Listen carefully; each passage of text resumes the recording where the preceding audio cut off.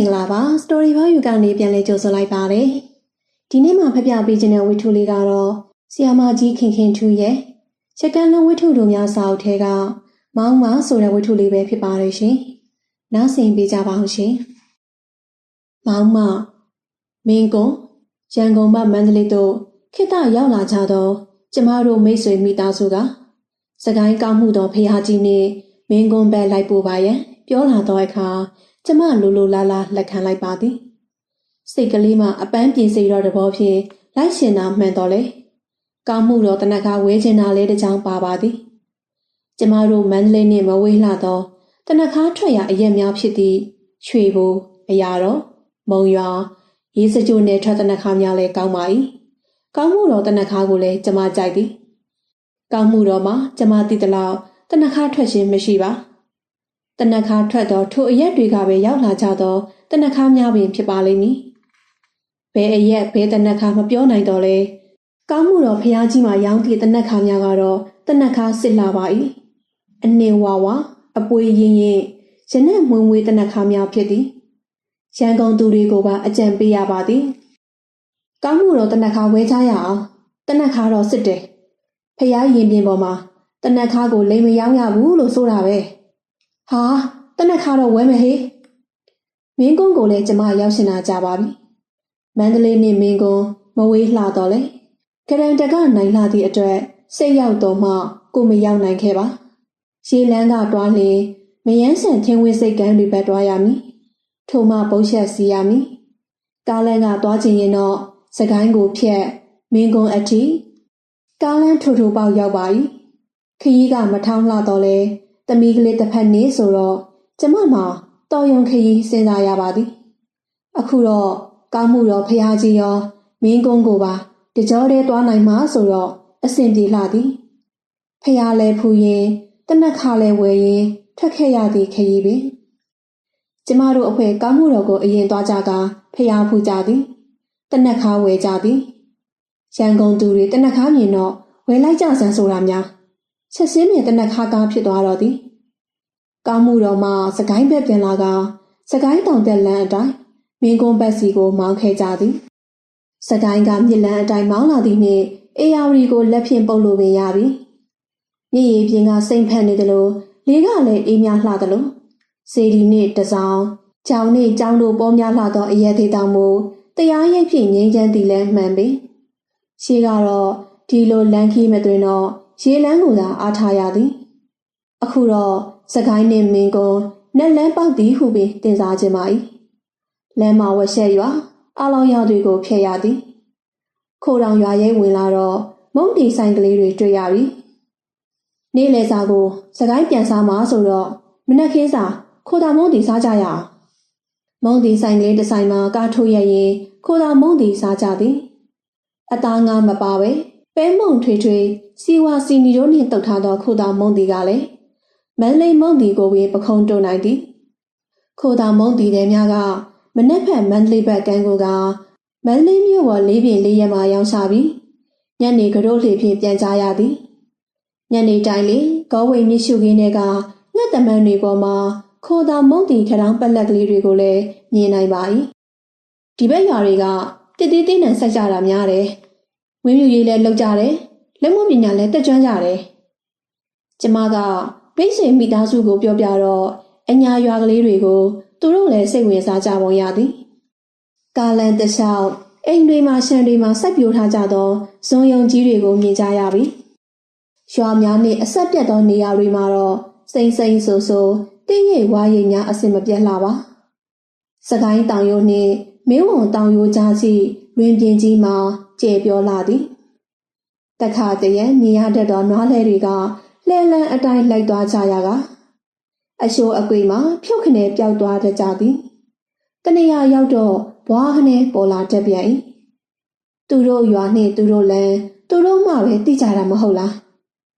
လမ်းဘေးတည့်ရိပ်မှာတောက်ရည်အိုးစင်ကလေးတွေရှိသည်ကြီးမားလှသောမကြီးပင်ကြီးတွေရှိသည်တော်ရเจ้าများဖုန်ကြီးเจ้าများစီလမ်းညွှန်ရာဆိုင်ပုတ်တွေရှိသည်ကျတောင်ရွာထိပ်မကြီးရိပ်မှာတော့ဘိုးတော်ဖျားကောင်းမှုတော်ရေကန်ကြီးကိုတွေ့ရပါ၏ မုံမိတ်ကုန်းမြေရိပ်ကိုကြော်ခဲ့ပြီးမင်းကုန်းရိပ်ကိုဝင်ပြီးလမ်းခရီးမှာပျောက်နေခဲ့သည့်အေယာဝတီသည်လည်းမင်းကုန်းရိပ်ကိုရောက်တော့ပြန်ပေါ်လာခဲ့ပါ၏အေယာဝတီမြစ်နှင့်တစ်ဖက်ကမ်းမန္တလေးတောင်သည်တိမ်တောင်တိမ်လိပ်တိမ်ရိပ်များဖြင့်လှပနေသည်မင်းကုန်းခေါလောင်းတော်ကြီးရှိရာခေါလောင်းယုံရှိမှကားရက်လိုက်ကြကကျမတို့ဆင်းလိုက်ကြသည်ကျမအိမ်သားကဧည့်သည်မိသားစုကိုရှင်းပြသည်မင်းကွန်းကြီးလေးကြီးလို့ပြောရင်ဖျားကြီးရှင်သိပ်ကြီးခေါလောင်းတော်ကြီးကန်တော်ကြီးလို့ပြောကြတယ်ကန်တော်ကြီးကတော့ကျွန်တော်တို့လမ်းမှာတွေ့ခဲ့ကြတဲ့ကြက်တောင်ကန်လို့တချို့ကယူဆကြတယ်ရှေးကတစ်ဖက်ဆယ်ကန်ကြီးလည်းရှိခဲ့ဘူးတယ်လို့ပြောကြတယ်ဘိုးတော်ဖျားကအေယာဝတီမြစ်စိတ်ကနေအနောက်မင်းဝန်တောင်ရိုးကိုဖောက်ပြီးလှဲနွားသွားနိုင်တဲ့လမ်းဖောက်ခတ်ပေးတယ်လို့လည်းဆိုတယ်။ကျမတို့ခေါင်းလောင်းကြီးကိုလှည့်ပတ်ကြည့်ကြပါသည်။ကဘာပေါ်တွင်တတိယအကြီးဆုံးခေါင်းလောင်းကြီးကိုတန်ရဲမကြီးရှို့ထမ်းထားသည်။ခေါင်းလောင်းပေါ်ကမင်းဖြူမှန်မှန်ပြောဆိုသည့်စာတန်းကိုနောက်ခံထားကဓာတ်ပုံရိုက်ကြသည်။ဒီခေါင်းလောင်းကြီးကတန်90လောက်လေးတယ်လို့ဖတ်ဖို့တယ်။ခေါင်းလောင်းတွေရဲ့တဘာဝမှာပစွန်ထုံစုံကြောင်အောင်ဖောင်းဆက်နပန်ရည်လို့ပါချပြီးမဲ့ဒီလောက်ကြီးတဲ့ခေါင်းလောင်းကြီးကိုအရှိုးကြအောင်သွန်းနိုင်တာကိုအံ့ဩကြတယ်။တမီးကတော့ခေါင်းလောင်းကြီးကိုမော့ကြည့်သည်။မေပါကြီးလဲလို့မေးသည်။ကျမကခေါင်းလောင်းထိုးနေသည့်ကိုရင်တပားစီကထိုးတံကိုယူပြီးထိုးပြလိုက်သည်။ခေါင်းလောင်းကြီးအောက်ကဖြဲ၍တစ်ဖက်ကိုကူခဲ့ကြသည်။ကျမကတော့အဲ့လိုခေါင်းလောင်းကြီးအမဝင်ရဲဘူး။မတော်ပြုတ်ကြခြင်းနဲ့တိုက်ဆိုင်နေမှဖြစ်မမရပြုတ်မရနဲ့မိတ်ဆွေအမျိုးသမီးစိုးရိမ်နေပုံကိုကြည့်ပြီးကျမတို့မှရည်ကြရသေးသည်ကျမတော်သူပြောမှကြောက်မိသွားသလိုလိုဟုတ်ပါရဲ့ကိုအောက်ကဖြတ်တုံးခေါင်းလောင်းကြီးကြလာရင်ဘယ်လိုလုပ်မလဲခေါင်းလောင်းယုံပေးကဆိုင်ကန်းတွေကိုကျမတို့ဝင်ကြည့်ကြသည်တမီအတွက်မမင်းဖြူမှန်မှန်ပြောကပီးထိုးထားသည့်ခေါင်းလောင်းပုံမှတီရှပ်တစ်ထည်ဝယ်ဝတ်ပေးလိုက်သည်မိတ်ဆွေဤသားကလေးကမင်းဖြူမှန်မှန်ပြောဆိုတာဘာလဲမင်းနေလို့ခေါင်းလောင်းကြီးဤပိတ်တဲ့ချိန်ကိုမြမအခရာဖြင့်အမတ်အသားပြုထားခြင်းဖြစ်ကြောင်းပြောပြရသည်ပိတ်တာချိန်95,555လမ်းနေစာလင်ဖျားပရဝံကမြင်လာပါ၏လေကလေးများကိုအရင်တက်ရမည်မတက်ခင်တောတရေစာမုတ်ကလေးတွေရောင်းနေတာတွေ့လို့မုတ်စီကျော်ပူပူကိုဝယ်စားကြသည်အရသာကောင်းလှသဖြင့်စားလို့ပင်မဝခဲ့အရှိဘက်နီးနီးမှာမြစ်ကိုမြင်နေရသည်မြစ်ဘေးမှာရှုံတွေတက်နေတော့ရှင်သိမ့်ဖြူကြီးတစ်စီးမြင်နေရသည်ကျမအိမ်သားကမြစ်နှင့်ရှင်သိမ့်ကိုဓာတ်ပုံရိုက်ဖို့ထွက်သွားသဖြင့်ကျမတို့ချင်းဖျားပေါ်တက်ခဲ့ကြသည်ဖျားစီဒီဘက်ကိုမသွားကြသေးပဲအုတ်လေကထိတ်စီကအေယာဝတီမြစ်နှင့်အဝေးရှုမြောက်ခင်းတွေကိုကျမတို့ကြည့်ကြသည်မြစ်စိမ်းမှာလှေတွေစိုက်ထားသည်မော်တော်တစ်စင်းနှစ်စင်းလည်းရှိသည်အဖေကိုတတိယလိုက်မိပါ၏ရှေးလှေကြီးတွေခစ်ကုံသွားတော့အဖေကဖောင်ဆွဲမော်တော်တစ်စင်းဝယ်လိုက်ပြီးအစိုးရတစ်ဖောင်ခွဲရေးကိုဝင်ကတစ်များဆွဲခဲ့သည်တခါတည်းတာဝန်ကြရာမင်းကုန်းဖောင်ခွဲရေးရုံစိမ်းမှာမော်တော်သွားကတ်ထားရသည့်အခါများလည်းရှိပါသည်အဖေရှိနေသည့်မင်းကုန်းကိုကျမတို့မောင်နှမတွေစိတ်ကူးရတိုင်းလိုက်သွားလေးရှိကြပါသည်တစ်လုံးကြီးတွေပေါ်ဆက်ခနဲ့ကူးရတာကိုပင်ကစားကွင်းလိုတဘောထားကြရတာကိုလည်းမမိသည်ရေပေါ်တစ်လုံးကြီးတွေကဖောင်တွဲထားတော့လေကြာရက်လျင်မြုပ်သွားတတ်သည်ဒီတော့တစ်လုံးတွေပေါ်ကိုဆက်ခနဲ့ဖြတ်ရသည်အဖေကတော့သားသမီးတွေကိုလက်ဆွဲကညသိန်းတန်စေတီပဲထွက်လာတတ်ပါသည်ညသိန်းတန်စေတီရင်ပြင်ကကျဲဝန်းဒီကတကြောင်ညသိန်းတန်စေတီတီထားကိုးကွယ်ထားပုံကိုအဖေတဘောကြသည်ကတကြောင်ဖြစ်ပါ၏မင်းကွန်းတိပိတ်တကဆရာတော်ကြီးကပထိုးတော်ကြီးကိုဧည့်ခေါ်ဖျားညသိန်းတန်စေတီကိုဧည့်ခံဖျားလို့အမိန့်ရှိခဲ့ဘူးတဲ့အဖေပြောခဲ့မှုသောစကားကိုလည်းအမှတ်ရမိပါသည်မိတ်ဆွေမိသားစုကဖျားပေါ်တက်ဖို့ခေါ်တော့လေခင်ပွန်းတယ်ကိုစောင့်လိုက်ခြင်းသေးသဖြင့်တွားနှင်ရန်ပြောပြီးဇောင်းနှန်းရှိမှစောင့်နေခဲ့ပါသည်မလာနိုင်သဖြင့်ကျမတို့သားအမိဖျားစီဒီဘက်လိုက်ခဲ့ကြသည်ကျမဖက်ဖို့တလောက် မြောက်သိန်းကန်စီသည်ဖနက်တော်အောက်ရှိဝိုင်းဝိုင်းဆက်ဆက်ကစက်ကြောလာကိုရည်ရွယ်ကြောင်းစီဒီအောက်ရှိအဝိုင်းလိုက်ကြီးပေါ်မှာပစ္စယ9ဆင်းတဖြည်းဖြည်းမြင့်တက်သွားတာကတီတာ9တန်တောင်ရံ9လုံးကိုရည်ရွယ်ကြောင်းတတမပစ္စယကယူကန်တို့တောင်ထိပ်အလဲပေါ်ဟိုမှမြင်းမို့တောင်ပေါ်အာလိန်9ဆင်းတွင်ထွင်းထုထားသောအယုတ်တွေကလည်းမန်ပါလှပါ၏ပထမအာလိန်ကနဂါးများဒုတိယအာလိန်ကဂလုံးများတတိယအာလိန်ကဂုံမန်များစရုပ်ထအာလိန်ကရက်ခများပြင်စမအာလိန်ကကန္တပါများထိုအာလိန်9ဆင်းအထက်ကတကြားမင်းဆန်ရာတာဝရိန်တာနက်ပြီးမြင်းမို့တောင်ထိပ်မှာဆူလာမဏိစေတီတော့ဆီယမတော်ထူထူဟုတ်ပါတယ်နော်တခုတော့ဇောင်းတန်းရဲ့အရောက်မှာကျမတို့သားမီထိုင်နာနေကြစဉ်မိန်းကလေးတစ်ယောက်ရောက်လာခဲ့သည်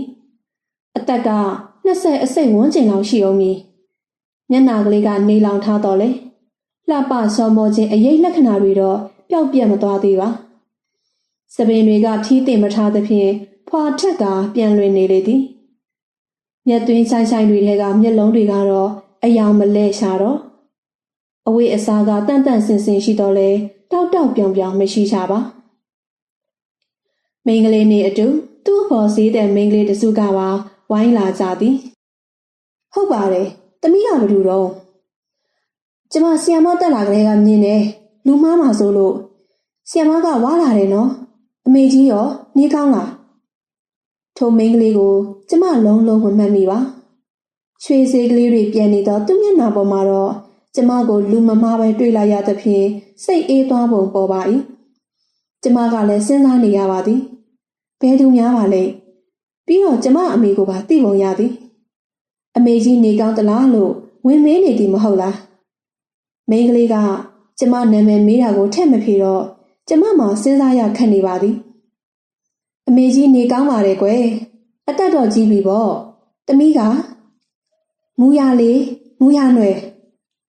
ဟဲမူရဟုတ်လားကျမဤဟုတ်လားထဲမှာအတိတ်ပဲတွေအများကြီးပါသွားလိမ့်မည်ထင်ပါ၏အလိုမတ်မူရညီဘလို့ဖြစ်ရတာတော့ဆိုသည့်အံ့ဩရိတ်ကများနေပါလိမ့်မည်ကျမကျောင်းဆရာမတာဝန်ထမ်းဆောင်ခဲ့စဉ်ကညနေဘက်ကျောင်းကအပြန်အနားဝန်းကျင်ကကလေးတွေကိုခေါ်ကာစာပြပေးသည်ကျမလည်းအတွေ့အကြုံရအောင်ကလေးတွေလည်းအဆင်ပြေအောင်ပြပေးခြင်းဖြစ်ပါ၏အခကြီးငွေရဲ့လို့လည်းမယူတော့အနှံသူတွေများသည်ဒီကလေးတွေထဲကထိုးထိုးရှားရှားရှိကြသူတပည့်တချို့ကိုကျမမမေ့မူရနွယ်ကိုလည်းထူးခြားသည့်တပည့်တွေထဲကတယောက်ဟုပင်ဆိုရပါမည်ရှမ်းသာသောမိဘနှစ်ပါး၏အလိုလိုက်ရှင်းခံရသူကလေးဆိုတော့ဒီကနေ့ပေါ်မနှက်ပြန်ခါပေါ်ရဝေးရစားရသည်တပည့်တော်တော်များများထဲမှာလှပရှောမောပြည့်စုံသူကလေးအဖြစ်ကျမမှတ်မိနေခြင်းဖြစ်ပါ၏ထိုတပည့်မကလေးကိုဒီလိုပုံနှင့်ကျမကိုလာနှုတ်ဆက်လိမ့်မည်မထင်ခဲ့စင်ရဲခြင်းရှမ်းသာခြင်းသည်ကြွေတလက်ကြက်တခုံအရှိန်အခါမရွေပြောင်းလဲသွားနိုင်တာပဲမဟုတ်လားတင်ခါရတဘောကိုကျမညံ့မိတလောက်တဘောပေါက်ပါ၏ကျမအံ့ဩတာကရှမ်းသာတို့ကစင်ရဲသွားရရှာပါဘကောဆိုတာမဟုတ်ပါကျမမထင်မှတ်သည့်နေရာမှာမူရကိုတွေးလိုက်ရခြင်းကြောင့်ဖြစ်ပါသည်အော်အေးမှတ်မိပြီမူရကမင်းကုန်းမှနေတာလားကျမအိမ်အောင်ကြပြီးမှရောက်လာတာဆီယမကလေးတယောက်ရပြီလေသမီးကလေးပါအော်သမီးကလေးကဘယ်ရွယ်ရောက်ပြီလဲအိမ်အောင်ကောကျမတို့လူမျိုးဤပရိဒန္တာယခွန်ဆက်စကားတွေမှာသူတော်ဘာကိုရေးကိုသားတွေပါရစမြဲဖြစ်သည်ယဉ်ကျေးမှုအရာလူကျင့်ဝတ်အရာမမေးတင်တာရဲ့လို့ရှောင်လွဲနိုင်ဖို့ခက်သည်အိမ်တောင်ကိစ္စစားဝတ်နေရေးကိစ္စတာရေးသမီးရေးကိစ္စအဆင်ပြေမပြေစသည်ဖြင့်မေးရတာပဲမဟုတ်လားသမီးက6နှစ်ဆရာမကြောင်းတက်နေပြီကျမအိမ်တော်ကမကောင်းပါဘူးဆရာမရဲ့မူရကလူတလောက်ပဲပြောတော့ကျမလည်းစက်မမေးတာကလေးကကြောင်းနေပြီဆိုတော့ဒီရွာကလေးထဲမှာပဲဖြစ်လိမ့်မည်အိမ်တောင်ထဲကကွဲနေကြတာပဲလားမူရကခက်ဝဲဝဲပြောနေတော့ကျမလည်းမေးမနေခြင်းတော့အခုကော မူရဘာတွေလုပ်နေပါလိမ့်သူ့အပေါင်းအဖော်များဖြစ်ဟန်ရှိသောမိန်းကလေးတွေကတော့ကျမကိုစိုက်ကြည့်နေကြသည်မူရရဲ့ဆရာမဆိုတာတော့စကားတွေကကောင်းမိကြဟန်ရှိပါ၏ဒီဆရာမနဲ့ဒီတပည့်ဘဝတကွေတွေ့ခဲ့ကြမှုတဲ့ဆိုတာကိုတော့လက်ခံကြပုံပေါ်ပါသည်မူရကမျက်ရည်တွေကိုမျက်တောင်ဖြင့်ပုတ်ခတ်ဖယ်ရှားရင်လေကတိပေါ်ဆက်ခနဲထိုင်ချကကျမကိုကြော့လေသည်ကျမစိတ်ထဲမှာမူရကိုစာသင်ခန်းတွေကတပည့်မကလေးအဖြစ်မြင်ရောက်လာခဲ့သည်မူရမှာအမလာညီမတွေကချိတာကိုလည်းမှတ်မိပါသည်မူရနွယ်ရမင်းနွယ်ရွှေစင်နွယ်အဲ့လိုနာမည်မျိုးတွေဖြစ်၏ကျမတို့ရက်ွက်ကလက်လုံလက်စားတွေနေထိုင်ကြတာများပါသည်ချမ်းသာသူတွေရှိတော့လဲတိတ်ကြီးမများလားဒီနဲနဲကလေးထဲမှာမူရတို့မိဘများပါဝင်ကြသည်ရက်ွက်တာရေးနာရေးကိစ္စတွေမှာငွေကြေးများစွာလှူဒန်းနိုင်ကြသူများဖြစ်သည်ကားကလေးတစ်စီးရှိတာလည်းမှတ်မိသည်သမီး၃ယောက်ကိုရွှေပေါ်မြတင်ထားနိုင်သည်သမီးတွေကလည်းတစ်ယောက်တစ်မျိုးစီလှကြပါ၏မူရတို့ညီမတွေကြီးရင်မင်းသမီးလောက်ကြပါလားဟဲ့ချောကြလုံးလို့သမီးလျှောတော့ရွာကပြောဆိုသလိုရက်ွက်ကလေးကလူတွေအားလုံးမူရတို့ညီအမတို့၏အလှကိုပြောစမှတ်ပြုကြရသည်အားလုံးထဲမှာမူရကအလျှော့ဆုံးလို့ကျမထင်ပါသည်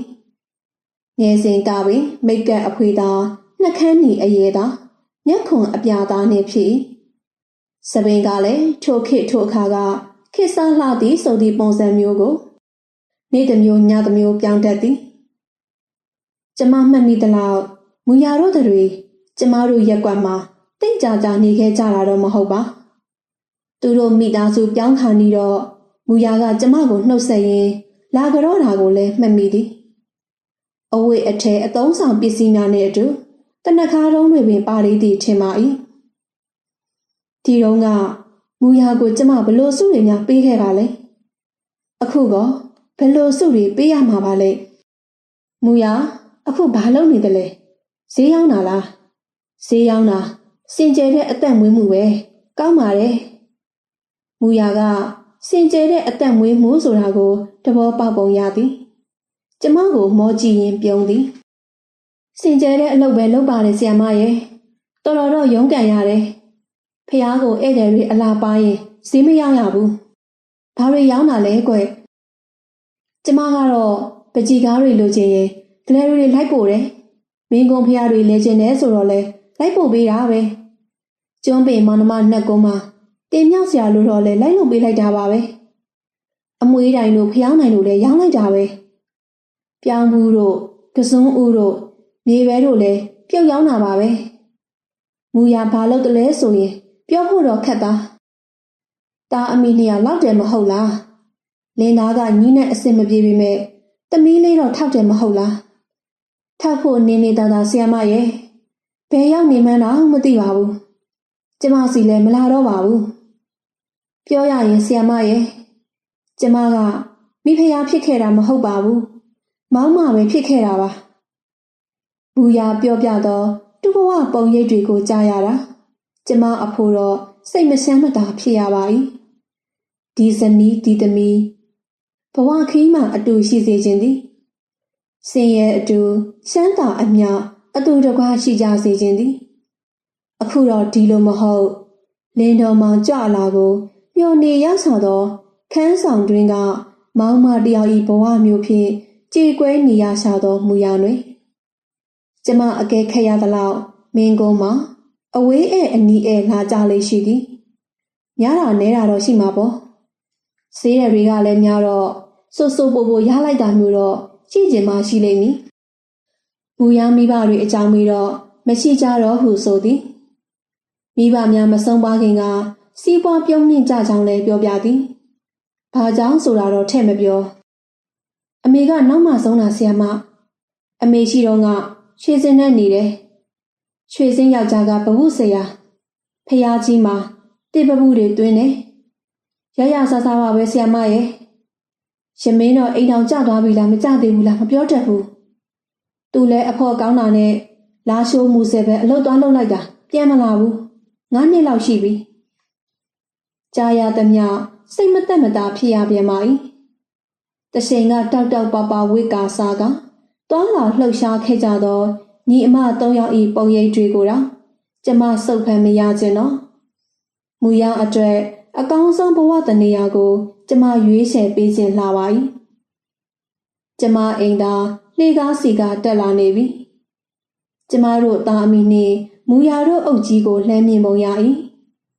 ကျမတို့ရှိရာဆောင်းတန်းရိပ်ကိုရောက်လာတော့ကျမအိမ်သားကိုမူရနှင့်မိတ်ဆက်ပေးလိုက်သည်မိတ်ဆွေမိသားစုကတော့ကျမတို့ကိုမျှော်နေလောက်ပြီဆီယမသွားမယ်မူရဧည့်သည်တွေလည်းပါသေးလို့နော်ဆီယမကိုဘလို့မှမထင်ပါနဲ့ကွယ်မူရသမီးကလေးအတွက်ကြောင်းမပေးခဲ့ခြင်းနဲ့မဟုတ်တာဆီယမကိုကျမကတော့ကြောရအောင်ပါပါဆီယမရဲ့တပည့်ကဆီယာကိုကြောတာကောင်းတယ်လို့ဆီယာကလည်းတပည့်ကိုပေးကောင်းပါတယ်မူရရဲ့နှစ်ခုစလုံးမင်္ဂလာရှိတဲ့ကိစ္စချင်းပါပဲကျမကမူရလက်ထဲကိုငွေ3000ထည့်ပေးလိုက်သည်မူရကယူဖို့မဝတ်မရဲဖြစ်နေပုံပေါ်ပါ၏ကျမကစွတ်ပေးတော့မှယူချသည်ကျမငယ်ငယ်ကကျောင်းဆီယာမတိတ်လို့ရှင်တာဆီယာမစာသင်တာကိုအတန်းထဲမှာကျမအမြဲငေးတယ်ဆီယာမဝတ်တဲ့အဝတ်အစားကလေးတွေကိုတော့ကျမမှတ်မိနေတာကျမဆီယာမဖြစ်နိုင်တော့ဘူးပေါ့နော်ဆီယာမမူရစကားကမေကွန်လားညင်းညိုတတချင်းပေလားကျမမသိပါမူရမျက်ရည်ပြီးဝဲနေသည်တပည့်ဟောင်းတော်တော်များများကိုကျမမကြာခဏတွေ့ဆုံခဲ့ဘူးပါ၏ချမ်းသာသူတွေပါသလိုစင်းရဲချာကြသူတွေလည်းပါပါ၏သို့တော့မူရကိုတွေ့ရတာလောက်စိတ်မချမ်းမြေ့ရတာမျိုးမရှိကျမတို့မိသားစုဖျားပေါ်တက်လာကြတော့မူရတို့အုပ်ကြီးကြံရီခဲ့သည်မူရကကျမအကြောင်းတွေပြောနေပုံပေါ်ပါသည်မိတ်ဆွေမိသားစုနဲ့အတူဖျားဖူးပြီးပြန်ဆင်းလာတော့မူရကိုရှာလို့မတွေ့တော့ညသိန်းနဲ့ဖျားကြီးဘော်ကဆင်းခဲ့ကြပြီးပထိုးတော်ကြီးနှင့်ရှင်သေးကြီးနှစ်ကောင်ကိုခဏဝင်ကြမိပြေးလျင်ပြန်မိစကိုင်းမှာထမင်းဝင်စားကြမိကျမတို့ကားထွက်ခါနီတော့လေကတက်တွေပေါ်ကမူရတုံးဆိုင်ပြေးဆင်းလာတာမြင်လိုက်ရသည်နေကပူပြင်းလှသည်ကျမတို့စီးလာသောကားကလေးကိုလက်နှင့်ကားထားရင်းရက်ခိုင်းသည်လက်ထဲမှာပြောင်းမှုတွေပူပူနွေနွေအငွေ1000မူရခမမောနေပုံရသည်ဘဲအထီအောင်တွားယူရတာပါလေဆီယာမသမီးကလေးဖို့ပြောင်းမှုပြုတ်တွေပါဆီယာမအခင်းထဲကချိုးပြီးပြုတ်တာတွေရှို့တယ်ပြုတ်နေတဲ့အိမ်ပြေးယူလိုက်တာဆီယာမစားပါနော်အဲ့နယ်တွေလည်းစားပါရှင်ကျမကပြောင်းမှုပြုတ်တွေလှမ်းယူလိုက်သည်ကားတွေကတောင်သားတနက်ခါနှစ်ချောင်းကိုမူရလက်ထဲထည့်ပေးလိုက်ခြင်းသည်ကောင်းမှုသောတနက်ခါတွေကိုမူရလိမ့်စေခြင်းသည်နေလောင်ထားသောမျက်နှာအစီတွေပြောင်းနေသောမျက်နှာတနက်ခါရောငကက်ပါမကက်ရှာသည့်မျက်နှာမိတ်ကပ်မရှိနှက်ခမ်းနီမရှိမျက်ခုံပြမရှိတော့သည့်မျက်နှာမူရကတနက်ခါသုံးတွေကိုတော့မမတ်ဆက်ဆက်ယူရှာပါသည်ကားထွက်ခါနီတော့မေးဖြစ်အောင်မေးလိုက်သည့်မေးခွန်းတစ်ခုဒါတွေတဆန်းဘလောက်ဝယ်ခဲ့ရတာလဲဆရာမဘလောက်ဖြစ်ပါအေးညီလိမ့်စမ်းပါညီလိမ့်စေချင်လို့ပေးတာပါအေးမဟုတ်တာဆရာမရဲ့ကျမရိုးရိုးမေးတာပါဟိုလေကျမပြန်ရောင်းချင်လဲရောင်းမှာမို့ပါကျမဘာပြောရမှန်းမသိတော့ကျောင်းသူဘဝတုန်းကမူရအတန်းနဲ့မိတ်ကပ်တွေလိမ့်လာလေတနက်ခါလေးလူဖို့ကျမဆုံးမခဲ့ဘူးတာကိုသတိရလိုက်မိ၏တခုခုပြောဖို့ကျမပါဇက်ပြင်လိုက်မိတော့လဲမပြောဖြစ်တော့သူကလေးရိုးရိုးသားသားပြောချတာကိုပဲစိတ်မကောင်းဖြစ်ရသည်ရောင်းတော့မရောင်းစားပါနဲ့အေးလို့လဲမတားချင်တော့မိန်းကလေးဆိုတာပါးမှာတနက်ခါရှိမှကြက်တရေရှိတာကွယ်လို့လဲမဆိုချင်တော့တနက်ခါဈေးကိုမပြောတော့ပဲနောက်ထပ်တနက်ခါတစ်ချောင်းမူရကိုထပ်ပေးလိုက်သည်ဒီတစ်ချောင်းတော့ညီလိမ့်လိုက်စမ်းပါအေးကျမတို့ကားကလေးဆက်ထွက်လာတော့တနက်ခါ3ချောင်းပိုက်ရင်မူရလက်ပြကျန်ရည်ခဲချသည်စပင်တွေကတလွင်လွင်ပထိုးတော်ကြီးတဲ့ကိုမိတ်ဆွေမိသားစုသားဖျားသွားဖူးကြသည် ကျမကသမီးကလေးနေပူမိမှဆိုတဲ့ဖြင့်တစ်ပင်ရိပ်မှပဲဖျားကြီးကိုဖူးမြော်လိုက်ပါ၏ကျမအိမ်သားကတော့ရှင်သိကြီးနှစ်ကောင်ကိုဓာတ်ပုံသွားရိုက်သည်တအောင်နေတော့ကျမတို့သားအမိလည်းရှင်သိကြီးနှစ်ကောင်ဘက်ကိုလိုက်ခဲ့ကြသည်ဈေးဆိုင်တန်းကလေးတွေကြားဖြစ်တော့တစ်သားပေတန်းကလေးတွေခြေကြီးထိုးအိတ်ကလေးတွေသမီးကိုဝယ်ပေးလိုက်သည်သမီးကိုသူ့အဖေကရှင်သိကြီးတွေနဲ့တွဲကဓာတ်ပုံရိုက်ပေးသည်ရှင်သိကြီးတွေကိုမော်ကြည့်ကြသည်ကျမတို့ငယ်ငယ်တုန်းကအဖေဖောင်ဆွဲမော်တော်မင်းကုန်းရောက်ပြီဆိုတာနဲ့မောင်နှမတွေလိုက်လာကြတာပဲတစ်လုံးတွေပေါ်ဆော့လိုက်ကြတောင်ပြင်းမှနှပန်းလုံးလိုက်ကြဒီရှင်သိကြီးတွေကြားတူတူပုံးလိုက်ကြနဲ့ပေါ့ဘိုက်စာတော့အဖေမော်တော်တဲ့စဉ်းစားလိုက်ကြနဲ့အဖေတော့တတိယနေမိသေးတယ်ကျမအိမ်သားကတော့ကျမစကားထက်ရှင်သိကြီးတွေကိုပဲစိတ်ဝင်စားနေပုံရပါ၏ဒီရှင်သိကြီးတွေကအတောင်60မြင့်တယ်ငလျင်တန်းတွေခံခဲ့ရလို့ပြိုကျသွားတာတွေဖြစ်ခဲ့ရတယ်ပြားလိုက်ခံရှင်သိတွေဖြစ်လို့ဖျားစေကြီးတွေအနားမှာအမြဲရှိကြရတာပေါ့အခုတော့ပြိုကျပျက်စီးရပြီတင်ခါရကလွတ်ခဲတယ်လို့စေချင်နိုင်တာပေါ့လေပြားလိုက်ခံရှင်သိကြီးတွေတဲ့လားကျမတို့ငယ်ငယ်ကမင်းကွန်းလူအုံယုံကအဖေါတယောက်ပြောပြတာကိုမှတ်မိနေသည်ဒီရှင်သိကြီးတွေကိုခဲနဲ့ကြော်အောင်ပြင်နိုင်ရင်စုတောင်းပြည့်တယ်ဆိုသည့်စကားပင်မောင်နှမတွေတကယ်လဲခဲနဲ့ပြစ်ကြည့်ခဲ့ကြဘူးသည်ဘယ်သူမှကြော်အောင်မပြစ်နိုင်ခဲ့ဒီစကားကိုကျမအိမ်သားကိုပြောပြတော့အခုလဲပြစ်ကြည့်ပါလားတဲ့အခုမှတော့မကြီးမငယ်နဲ့မပြစ်ရှင်တော့ပါနောက်တစ်ခါမင်းကုန်းကိုရောက်ဖြစ်လင်းတော့မူရနွဲကိုလူရဆုတောင်းပြီးရှင်သိတွေကြော်အောင်ခဲပြစ်ကြည့်ဖို့ပြောပြခြင်းပါ၏ဟုတ်တော်ရှိမဟုတ်တော်ရှိဆုတောင်းပြည့်လင်ကောင်းတာပေါ့ဆုတောင်းပြည့်သည်ဆိုပါစို့မူရဘာစုများတောင်းမှာပါလဲလို့လဲကျမတွေးကြည့်နေမိပါသည်သူ့ထံပေါ်မလာတော့လင်းသားပြန်လာပါစေများဖြစ်နေမလားဒါမှမဟုတ်ကောင်းမှုတော်တနခါမွေမွေလူနိုင်ရပါစေလို့များဆုတောင်းလိမ့်မလားမူရကတော့ရှင်သိကြော်အောင်ခဲပြစ်နိုင်ပါမလားရှင်သိကြီးတွေကတော့ငလျင်တန်းလေတန်းမိုးတန်းနှစ်ကာလတန်းများကြောင့်ပြိုကျပျက်စီးကုန်ပါပြီဦးကောင်းပိုင်းမရှိတော့သောရှင်သိကြီးနှစ်ကောင်ကိုကျမငေးကြည့်ရင်းကမိဖုရားမဖြစ်ရချသောမူရအကြောင်းကိုတွေးနေမိပါ၏နောက်ဆင်ပေးခဲ့ကြတဲ့ Story for You ပရိသတ်များအားလုံးကိုကျေးဇူးတင်ပါတယ်ရှင်